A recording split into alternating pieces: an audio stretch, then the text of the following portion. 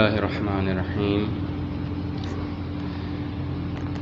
مدرسہ محمدی کے زیر انتظام نماز و دینیات پروگرام 2020 کلاس 7 کی آج ہماری آخری اور 15ویں کلاس ہے، اور ہمارا آج کا موضوع ہے امام محمد باقر علیہ السلام۔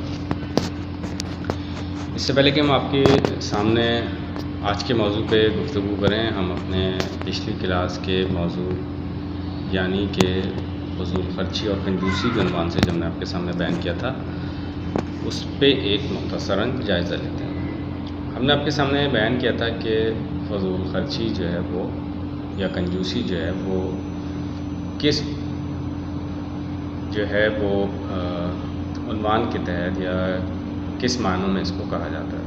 ہم نے آپ کے سامنے بیان کیا تھا کہ انسان کی ضرورت ہے، اگر انسان اپنی ضرورت سے زیادہ استعمال کرے، مطلب جہاں جتنا استعمال کرنا چاہیے تھا اس سے زیادہ استعمال کرتا ہے تو یہ فضول خرچی کہلاتی ہے، اور جہاں جتنا استعمال کرنا چاہیے تھی چیزوں کو اس سے کم استعمال کرے تو یہ کیا کہلاتی ہے؟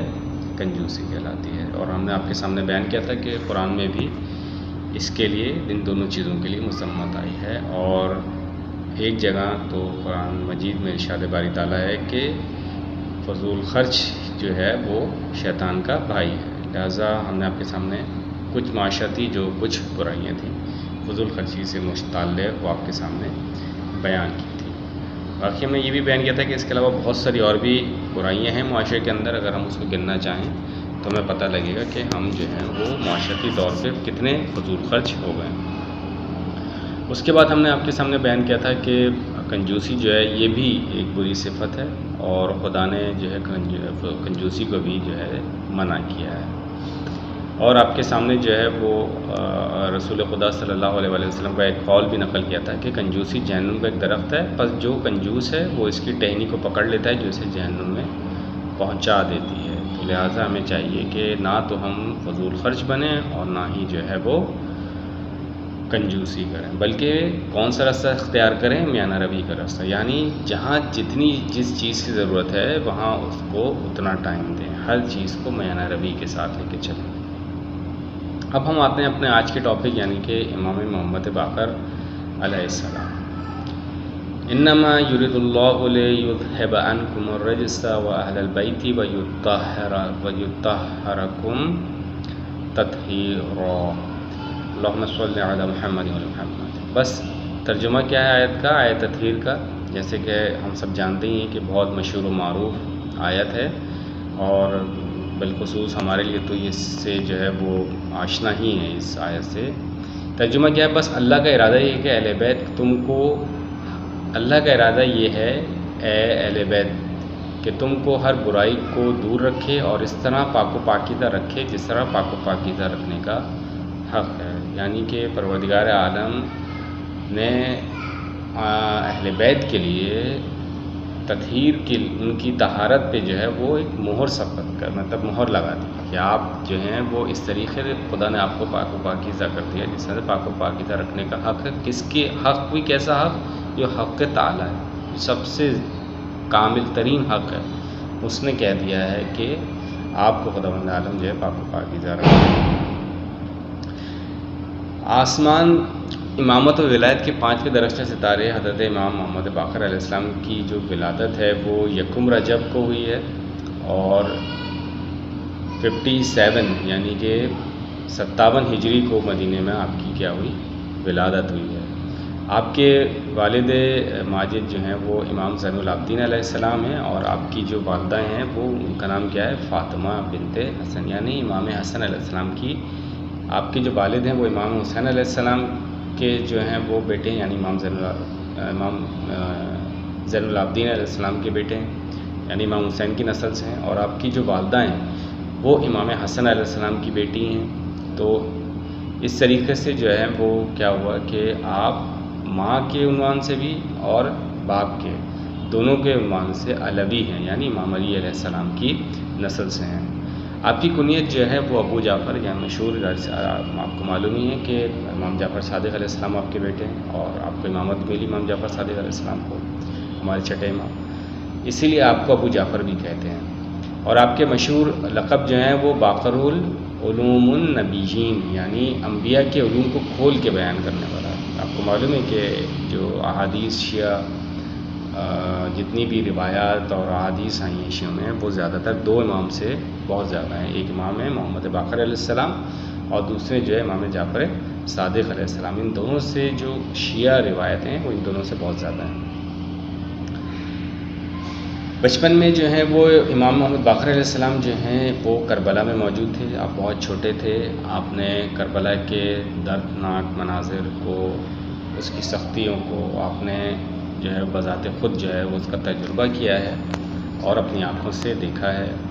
آپ نے دیکھا ہے کہ اہل بیت اطہار کا قتل کس طریقے سے ہوا، آپ کے گھر کو لوٹا گیا، قیدی بنایا گیا خواتین کو اور ان کو شہر شہر کرایا گیا، پھر کس طریقے سے جو ہے وہ جناب زینب سلام اللہ علیہ نے جو ہے دربار ابن زیاد کے اندر جو ہے اس کو ذلیل و رسوا کیا، کس طریقے سے جو ہے امام سجاد علیہ السلام نے جو ہے وہ یزید کو جو ہے وہ دربار یزید میں کس طریقے سے جو ہے اس کو ذلیل و رسوا کیا۔ اسی طریقے سے جامع مسجد دمشق میں جو ہے خطبہ دے کے امام زین العابدین علیہ السلام نے ایک انقلاب برپا کیا۔ یہ سب کچھ جو ہے وہ امام محمد باقر علیہ السلام نے جو ہے اپنی ان آنکھوں سے دیکھا ہے اور ان تمام چیزوں کو جو ہے وہ اس کا درک کیا ہے۔ پیغمبر اکرم صلی اللہ علیہ وسلم نے اپنے ایک صحابی جابر بن عبداللہ الانصاری سے فرمایا تھا کہ اے جابر، ملاقات میرے 5ویں جانشین سے ہوگی، اس کو میرا سلام کہنا ہے۔ آپ کو معلوم ہے کہ حضرت جابر بن عبداللہ الانصاری جو ہیں وہ ایک بڑے رسول خدا کے جلیل القدر صحابی ہیں، جن کو پروردگار نے طویل عمر جو ہے وہ عطا کی ہے، آپ نے بہت لمبی عمر عطا کی۔ اسی لیے رسول خدا صلی اللہ علیہ وسلم نے کہا تھا کہ اے جابر، جب آپ ایسے دور میں پہنچے جس میں میرا جو ہے وہ فرزند یعنی کہ امام محمد باقر اگر تمہیں ملے اور تمہاری ملاقات ہو تو ان تک میرا سلام کہنا۔ اسی طریقے سے جب امام علیہ السلام کی ولادت ہو گئی تو حضرت جابر جو ہیں وہ امام زین العابدین علیہ السلام کے گھر پہنچے اور وہاں انہوں نے ایک بچے کو دیکھا جس کے چہرے سے نور و عصمت امامت ظاہر ہوتا۔ ظاہر سی بات ہے جو حضرت جابر ہیں وہ ان تمام چیزوں کا ادراک رکھتے تھے کیونکہ وہ اہل بیت کے چاہنے والے تھے۔ جابر کو جب پتہ چلا کہ یہی پیغمبر کے 5ویں جانشین ہیں تو فوراً گلے سے لگایا، بوسہ دیا اور پیغمبر اسلام کا جو ہے سلام پہنچایا۔ اس سے امام علیہ السلام کی عظمت کا اندازہ ہوتا ہے کیونکہ پوری امت کی خواہش ہے کہ اس کا سلام جو ہے پیغمبر اسلام تک پہنچے، لیکن پیغمبر اسلام کی کیا خواہش ہے کہ آپ کا سلام امام محمد باقر علیہ السلام کو پہنچے۔ دیکھیں کتنی عظمت ہے ہمارے امام کی۔ جب 95 یعنی کہ 95 ہجری میں امام زین العابدین علیہ السلام کو بنو امیہ کے ہاتھوں زہر سے شہید کر دیے گئے تو امام محمد باقر علیہ السلام کا دور امامت شروع ہوا۔ یہ وہ زمانہ تھا جب بنی امیہ کی حکومت کمزور ہو گئی تھی اور ایک کے بعد ایک حکمراں گرتی ہوئی اس بنو امیہ کی حکومت کو بچانے کی کوشش میں مصروف تھا۔ اس کی جو حکومت پہ جو گرفت تھی وہ بہت ختم ہوتی چلی جاتی۔ آپ کو معلوم ہے جیسے کہ کربلا کے واقعے کے بعد بنو امیہ کی حکومت جو ہے وہ مشکلات سے شکار ہوتی رہیں، مختلف علاقوں میں جو ہیں وہ بغاوتیں ہوتی رہیں۔ اسی طریقے سے جو بنو عباس ہے اس کو اس دور کے اندر بہت موقع ملا کام کرنے کا تاکہ وہ بنو امیہ کی حکومتوں کو گرا سکے۔ لہٰذا جو بنی امیہ تھی وہ زیادہ تر جو ہے وہ اپنے حکومتوں کو بچانے میں لگی رہیں، اندر سے بغاوتیں ہوتی رہیں اور ان سب کی یہ جو ہے اپنی حکومت کی بقا کے لیے کام کرتے رہے۔ لہٰذا امام محمد باقر علیہ السلام اور امام جعفر صادق علیہ السلام کو اس دوران کافی موقع فراہم ہوا اور آپ نے جو ہے علمی درسگاہیں کھولیں اور علوم آل محمد کو جو ہے آپ نے پروان چڑھایا۔ آج ہمارے پاس جو کچھ بھی ہے، مطلب جو فقہ ہے ہمارے پاس اصول ہیں، سب چیزیں جو ہیں وہ ان دو اماموں کی مرہون منت ہیں ہمارے پاس۔ زیادہ تر ہمارے پاس جتنی بھی روایتیں ہیں یا حدیث وارد نہیں ہیں وہ ان دو اماموں سے ہی ہم تک پہنچی ہیں۔ بنو امیہ کی جو ہے وہ حکومتوں کو بچانے میں مصروف تھے۔ اہل مکہ، اہل مدینہ، اہل عراق اور خراسان بنو امیہ کے مظالم کے خلاف بغاوت کر دی تھی، جیسے کہ میں نے آپ کے سامنے بیان کیا تھا۔ امام سجاد نے مدینے میں دعاؤں کی محفل سجائی اور لوگوں کو خدا کی طرف متوجہ کیا اور ساتھ ان کی تربیت فرمائی، لیکن یہی دعائیہ نشست امام محمد باقر علیہ السلام تک پہنچی تو آپ نے اس کو ایک درسگاہ میں تبدیل کر دی، بڑی درسگاہ بنائی جس میں سینکڑوں طالب علموں کو جو ہے امام اپنے علم سے سیراب کرتے تھے۔ اس کے ساتھ ساتھ مختلف مکاتب اور مذاہب کے علماء سے آپ نے علمی موضوعات پہ مناظرے بھی کیے ہیں، جن کو دندان شکن جو ہے جواب بھی دیے امام علیہ السلام نے۔ 75 ہجری تک مسلمانوں میں رومی سکے رائج تھے۔ یہ بڑا مشہور واقعہ ہے امام علیہ السلام کا، جس سے امام کی عظمت اور آپ کی امامت ثابت بھی ہوتی ہے کہ اور عیسائی جو تھے اس کے ذریعے سے بعض اوقات اپنے عقائد کی ترویج کرتے تھے۔ عبد الملک بن مروان جو اس دور کے اندر مروان کا جو یہ بیٹا تھا آخری، یہ حکومت کر رہا تھا، اس نے اپنے دور حکومت میں ان پر لا الہ الا اللہ لکھنے کا حکم دیا تو قیصر روم نے اس سے روک دیا، بلکہ یہ کہا کہ اگر ایسا کیا گیا تو اسلام اور رسول اسلام کی شان کے خلاف باتیں لکھوا دے گا ان سکھوں کے اوپر۔ ایسے میں مجبوراً حکمران نے امام محمد باقر علیہ السلام سے مشورہ کیا۔ آپ نے کہا کہ سفیر روم کو روک لیا جائے، ابھی اس کو بولیں کہ ٹھہرے، ابھی جائیں نہیں، اور اس کے بعد فوری طور پر ایک مخصوص وزن کے ایسے سکے جاری کیے جائیں جس کی طرف کلمہ توحید اور دوسری طرف کلمہ رسالت، یعنی ایک طرف اللہ اور دوسری طرف رسول خدا صلی اللہ علیہ وسلم کے کلمہ جو رسالت اور توحید ہے وہ کیا لکھا ہوا ہونا چاہیے، اور اس پہ جو ہے وہ سن ایجاد بھی لکھ دیا، مطلب جو اسلامی سن ہے، مطلب جو ہجری سال ہے وہ لکھ دیا گیا اور انہیں فوراً رائج کر دیا گیا۔ چنانچہ ایسا ہی کیا گیا۔ اس کے بعد سفیر روم کو چھوڑ دیا گیا، اس کو اعلان کیا گیا کہ اسلامی ریاست میں اب رومی سکے نہیں چلیں گے اور ختم ہو۔ قیصر روم یہ سن کر دنگ رہ گیا۔ اسی عبد الملک کے بیٹے حشام بن عبد الملک نے آپ کو 7 ذی الحجہ 114 ہجری کو زہر دے کے شہید کر دیا۔ آپ کو جنت البقیع میں دفن کیا گیا اور آپ کی عمر جو ہے وہ 57 سال یعنی کہ 57 سال تھی۔ اس کے بعد ہم مختصراً گفتگو کر لیتے ہیں آیت اللہ شہید مطہری کے متعلق۔ آیت اللہ شہید مطہری کی جو شخصیت ہے اس پہ جو ہے وہ اگر ہم ان 2 شخصیات کے جو آپ کی شہادت کے بعد جو ہیں جو امام خمینی اور آیت اللہ شہید محمد حسین طباطبائی نے جو کچھ آپ کے متعلق کہا وہ آپ کی شخصیت کے متعلق بیان کرتا ہے کہ آپ کتنی عظیم مرتبے پہ فائز تھے۔ امام خمینی نے جو ہے وہ آپ کے لیے کہا تھا کہ مطہری جو ہے وہ میری کمائی ہے، یعنی میرا حاصل ہے۔ مطلب کیا ہوتا ہے کہ جب انسان ساری زندگی کماتا ہے، جاب کرتا ہے، اس کے پاس کچھ پیسے بچ جاتے ہیں تو اس کی کمائی ہوتی ہے کہ اب وہ خرچ کر کے امام خمینی فرماتے ہیں مطہری میری کمائی تھا۔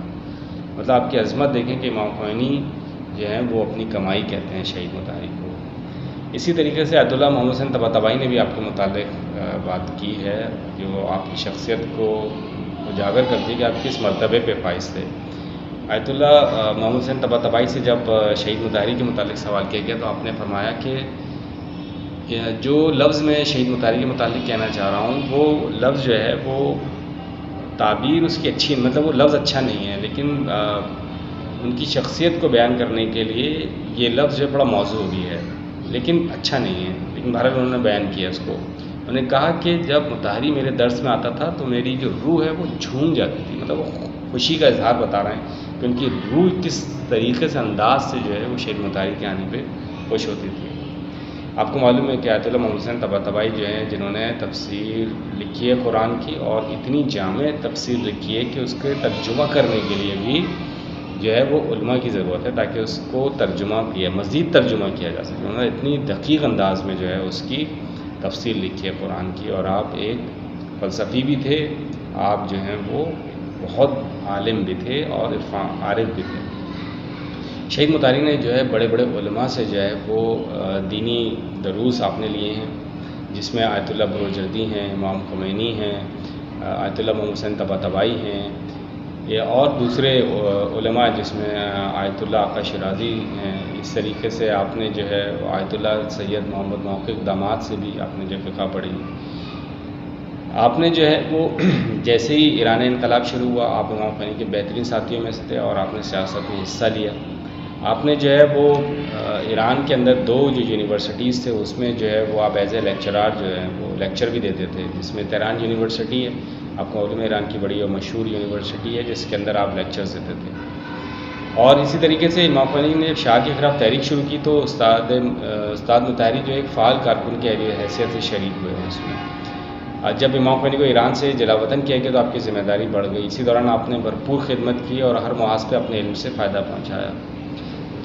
امام خمینی نے آپ کے رہبر معظم سید علی خامنہئی نے جو ہے آپ کے متعلق ایک بات کی ہے کہ اگر کوئی شخص چاہتا ہے، فرماتے ہیں کہ اگر کوئی شخص چاہتا ہے کہ وہ دین اسلام سے جو ہے وہ جاننے کی کوشش کرے کہ اسلام کیا ہے، تو اس کو چاہیے کہ شہید مطہری نے اپنی جتنی بھی کتب چھوڑی ہیں ان سب کا ایک بار ضرور مطالعہ کرے، اور واقعتاً ہم سب کو چاہیے کہ شہید مطہری کی کتب کا ضرور جو ہے مطالعہ کریں، تاکہ ہمیں دین اسلام سے حقیقی معنی میں جو ہے وہ آشنائی ہو سکے۔ اسی طریقے سے امام خمینی نے بھی آپ کی جو جتنی تحریر ہیں، جتنی بھی آپ نے جو تقاریر ہیں، کتب ہیں آپ کی، ان کے متعلق امام خمینی نے کہا ہے کہ آپ کی تمام کتب جو ہیں وہ مقدس ہیں، یعنی کہ قابل اعتبار امام خمینی نے ان کو قرار دیا ہے۔ اسی لیے جو ہے وہ دشمن اسلام جانتا تھا کہ آپ کی شخصیت کیا ہے، اس لیے اس نے آپ کو جو ہے وہ ایک شخص سے جو ہے وہ آپ کے گھر جاتے ہوئے آپ کو شہید کروا دیا۔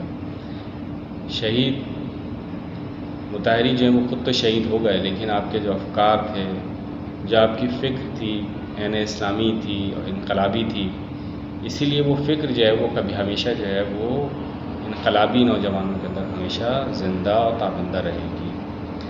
السلام علیکم ورحمۃ اللہ وبرکاتہ۔